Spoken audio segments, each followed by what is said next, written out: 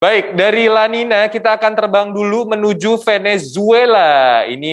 Kalau belum tahu Venezuela di mana, mungkin udah pada tahu sih ya. Ini di Amerika Latin ya, di Amerika Selatan, salah satu negara yang terdampak juga COVID-19 dan sempat rame karena kisruh politik berdampak pada ekonomi. Sudah ada staf KBRI Caracas, ada Dias Kinanti. Dias, selamat siang waktu Indonesia. Halo, selamat siang, Mas Ito. Di Venezuela, di Caracas, jam berapa sekarang? Sekarang jam 00.15. Ya Tuhan, tengah malam. Beda Terima 11 kasih. jam dengan Jakarta, Terima Mas. kasih Iya, waktunya Dias ya, begadang-begadang nih dari Caracas nih. Dia iya, sehat? sama-sama. Terima kasih. Iya, Alhamdulillah sehat.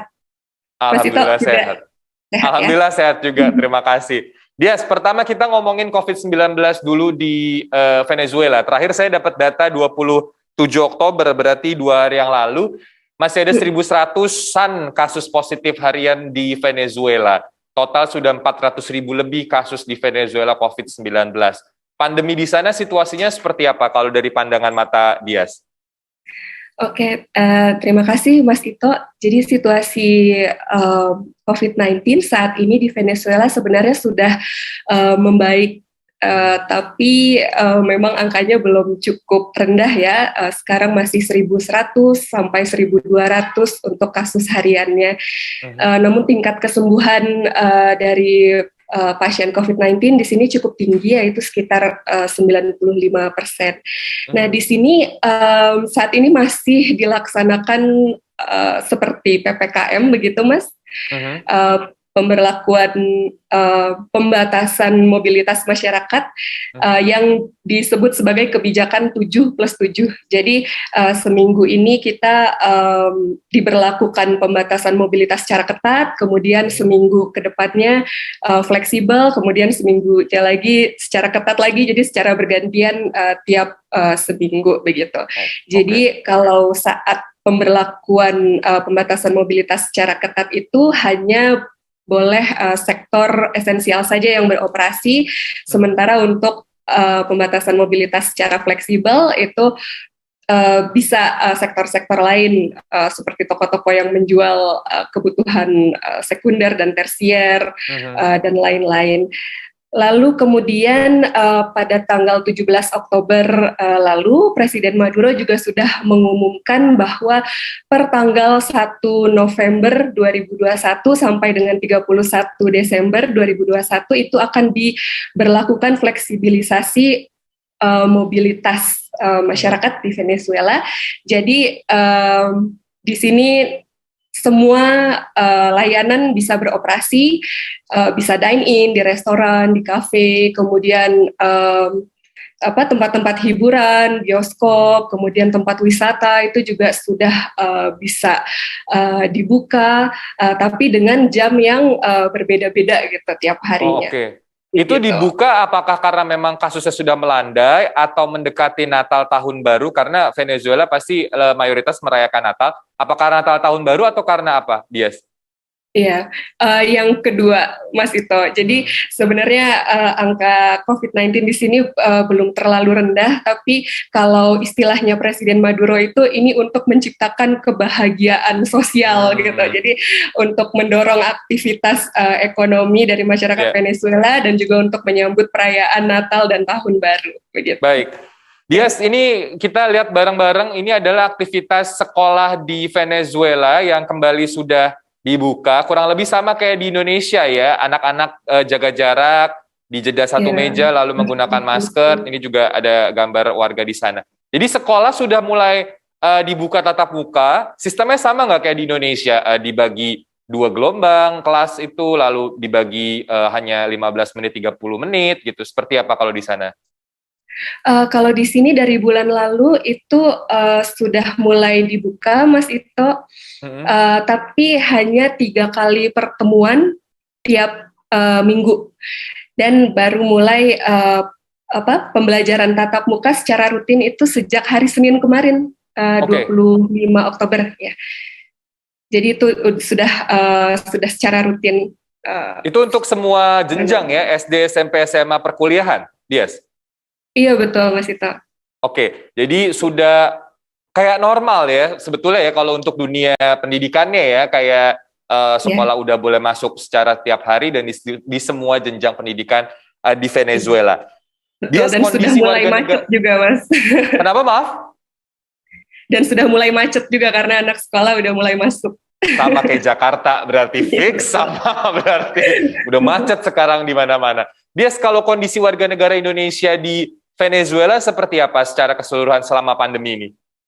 Oke, kalau untuk warga negara Indonesia di Venezuela, kita tidak terlalu banyak, Mas. WNI di sini hanya ada 40 orang, dan kami cuma dapat laporan beberapa yang positif COVID-19, dan itu pun gejala ringan.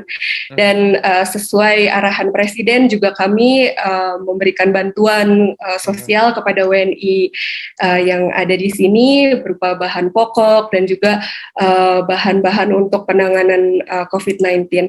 Namun sebagai informasi, KBRI Caracas ini tidak hanya menangani hubungan bilateral dengan Venezuela saja, tetapi juga ada 5 negara rangkapan lainnya di negara-negara pulau di Karibia. Jadi sebenarnya di bawah wilayah kerja kami ini yang lebih banyak WNI-nya itu ada di Republik Trinidad dan Tobago. Nah, di sana banyak awak kapal kita yang bekerja di sektor perikanan.